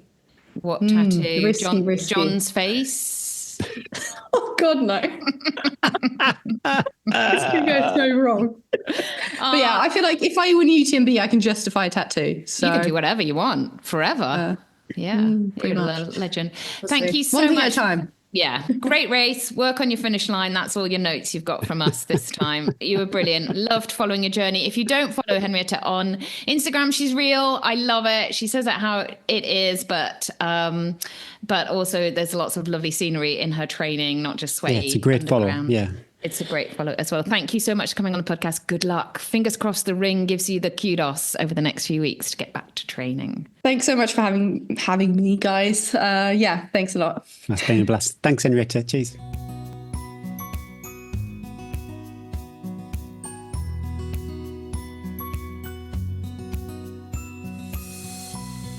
Gary, whenever we get somebody on that I love, you don't get much of a word in edgeways. I'm sorry. There was a lot of you sitting back listening to our heckling. I need an avatar for those interviews. I'm sorry. Also, I can see you when we're chatting we didn't follow any of the script. And I love those chats because I just love the organic, like, where does the conversation flow? And You see me scrambling, panicking. I can see you going, you, Eddie, your eyes getting, you're staring me down going, you are that. She's got such a great energy about her, Henriette. If you don't listen to the album podcast, if you want an insight into how her and John live, how dedicated they are. She's not running with the dogs on the lead, trying to do a fartlek session. They are so dedicated to their training. And don't compare yourself. It's just different, it's a totally different way of life that they choose to live. And they would admit that as well. It's just like an insight. I love it because, that's not how I live my life. But I look at what the people at the top are doing and try and cherry pick the bits I think I could put in my life. There's highs and lows of that as well, isn't there? It's really hard for her then going into a race with an injury and without anything else to, the whole focus had been on that race for months and months and then 3 weeks out. Amazing, but also goes to show as well, if you do get injured before a race, taking a bit of extra rest. We didn't really touch on that, but lots of my athletes that have been forced to take a bit of extra race, no one's ever gone, I wish I hadn't taken that extra rest before a race. Often that you do feel like you then go on and you feel better than having wrecked yourself. What do you think about a non-sponsored athlete winning one of those big World Trail majors? Imagine if that had been a man, Gary. The phone would be ringing off. It's, what does the phone ring off? It's buttons. I hope someone definitely should come calling as well, because she's a real positive light as well. I can't work it out. I know there's a puzzle, there's a metric, whatever brands want you to hit. But for me, she's got knowledge, she's got energy, she's winning races. I don't know. She's honest. Her social media is great. If you follow her, then, she doesn't sugarcoat anything. She's like, this is what I'm doing. This is how hard it is. This is why I'm doing it. She shares really. It shows you how hard it is. Sometimes people look at social media and they think, oh my goodness, these athletes have it sussed. They get free entries to races. They get all the kit. It's a hustle. And that was very interesting. I heard this before when Henriette said about the contracts are done kind of September to October. So if you want, say, financial support from a brand, then unfortunately, if you're not signed by then that's probably the reality. You're not going to get signed until next year. But there are always opportunities. I know a lot of, say, maybe influencers do it for kit. So that's a different kind of relationship you have with a brand. But yeah, it's tough. It's tough. Thank you, Harrier Trail Running, for sponsoring our Strava Club and the Tales from the Trails section. Harrier is the UK's fastest growing brand for trail runners, providing specialist kit designed for superior fit, comfort and function with the best customer support. Check them out for race vests, waterproofs, poles and other trails essentials at www.harrierrunfree.co.uk, where you can also download your free copy of How to Run an Ultra Guide. Use the code TEA10 for 10% off site-wide, or check out their brilliant trail bundles for a special 20% off. I've had the Harrier Helvellyn Carbon Pro poles for a while, but I've not used them yet. First time out for me on the T and Trails Ultra Recce. I know, they went in my face and my Achilles a few times as well. Your pole etiquette is... And many, I know, goodness me, I'd get told off for that. But they're awesome, zero dramas, easy to carry, collapsing them, then erecting them again. They... I didn't have a fanny pack to stuff them away, so I didn't kind of practice doing that. Yeah, that's No, I didn't practice doing that.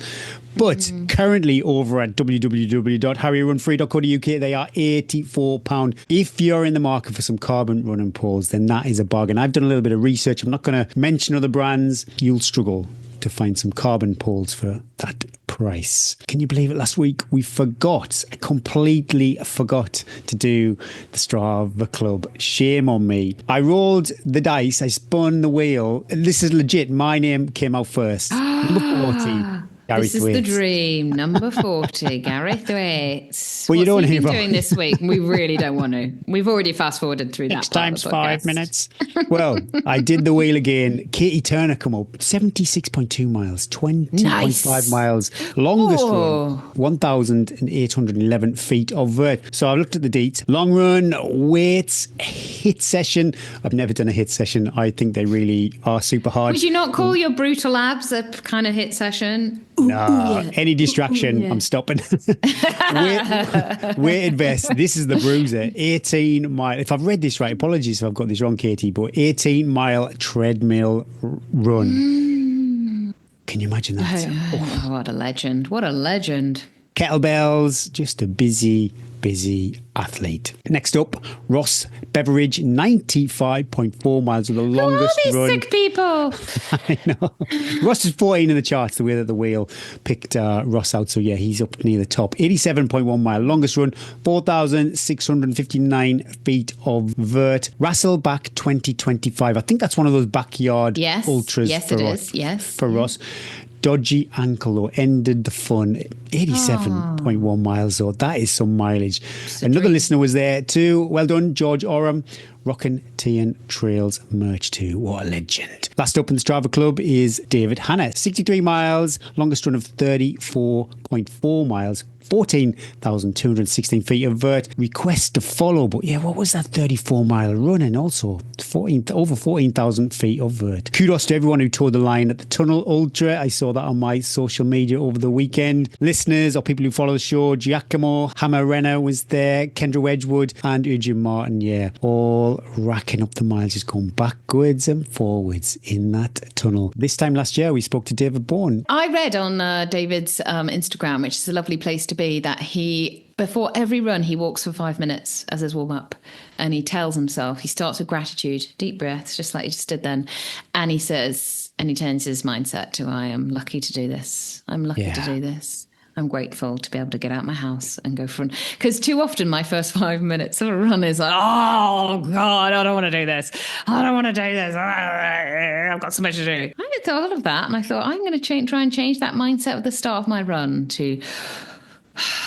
We should all be a bit more like David. Well, yeah, previous guest Andrew Harwood climbed 27,585 feet during the week. Quite a few Wainwrights too. That is mind-boggling vert. Andrea, your knees, my friend. How were they? I bet she did it all with a smile. I bet she was singing the Sound of Musical soundtrack as she was doing that as well. Always smiling. Can I give a heavy flex to my wife, Jules, please? She's doing the Dark Skies Marathon in Kielder Forest this weekend. She suffered major FOMO supporting me during the lap last year and decided to get her running shoes back on and pursue running again. She spent the last few years training for strongman competitions, Atlas Stones, oh my God, they look horrible, deadlifts, etc. And just decide, have you ever tried to lift an Atlas Stone? Oh, I have. I tried to lift those Spartan stones when they used to put them out at the round more. They are so heavy. Yeah. Obviously, I could do it, but I could see how some people would find them heavy. You'd be spinning it like a basketball. And she just decided to go in a completely different direction. She's the definition of stubborn, and her determination is truly inspiring to me. She always listens to the podcast. I hope she hears this as she's running. Keep up the good work. Smiley emoji. Many thanks. Paul Musgrove. Best of luck, Jules. It is a great race. I hope you get, because the name gives it away, the Dark Skies Trail Marathon. Kielder Forest is in a dark skies area of the country, so if they get a clear night, it will be incredible. What a husband as well, Paul. It sounds like you're super supportive. Do you think we'll ever get heavy flexes from Lisa and Bryn? Heavy flex. Can you come back home and finish hanging out this laundry? I need my shirts for next week. We love your tales from the trails. Anything goes. Please email them to hello@teaandtrails.com and pop Tales from the Trails as the subject. We've got hot review. Love this podcast. Tony Miller by Apple Podcasts. I really love this podcast from real ultra runners. You betcha. The tears, laughter, and the hosts make this my favourite podcast. Thanks, Tony. Really appreciate that. Really appreciate that. And all of your reviews. Please keep them coming. It helps other trail runners find us. Pop over to Apple Podcast or Spotify and leave a 5-star review.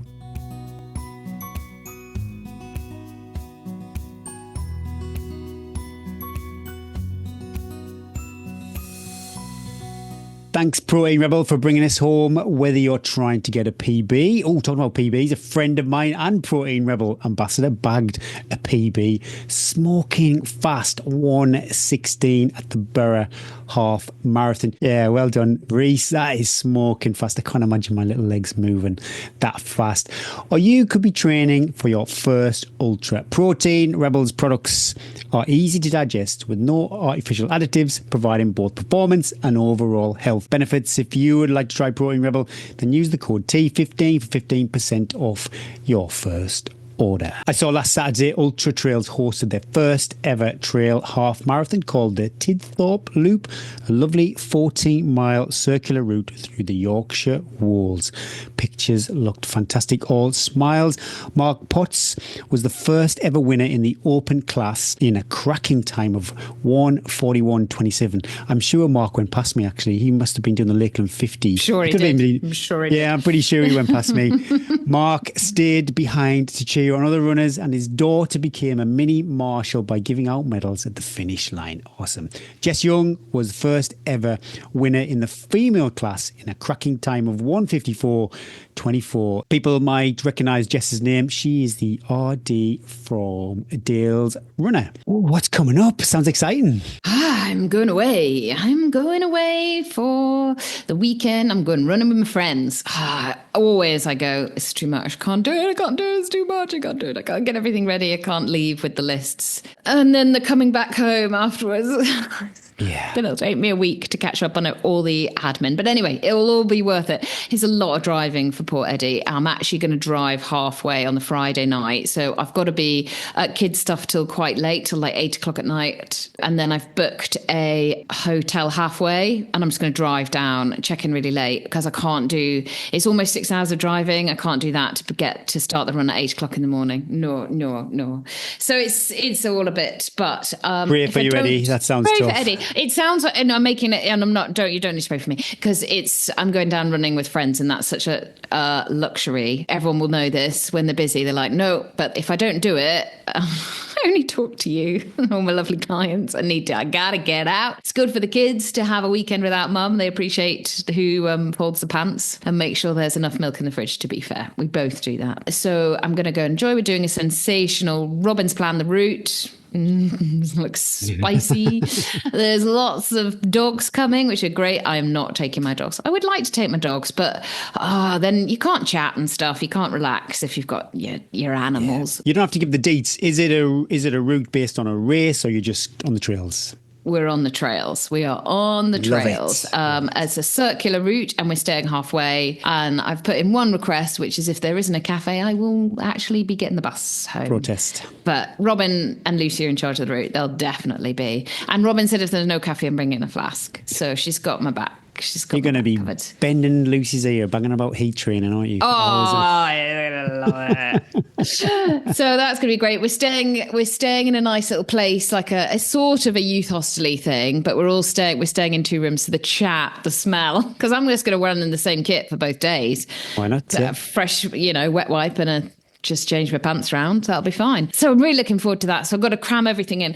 And I do quite a lot of work at weekends as well, in between my job as a taxi driver and boiler of peas. So I've got to buckle down the next couple of days, get everything done for next week for my athletes as well. What have you got on? What's coming up? Oh, lakes again. I think the route to be confirmed. I've got a full bag of floor gel. That's probably expiring with my name on it, so I need to chomp through that. What's your take on, like, because I got a few flow gels. Actually, I take that this weekend. No, but like mine are definitely out of date, but I'm going to just, I'll just take it. Yeah. What's in a gel that would go out of date? I just think they have to put these dates on for the rules and regulations. I'm pretty sure it's good for a long time. I could have, say, a Kendall Mint cake. I might open the packet, if I don't finish it during 1 week's run, I could go back to that Kendall Mint cake in a month's time. Yeah, I open my 90-gram gels and I leave them in my rucksack for I'll sip on it, could be a month. Yeah.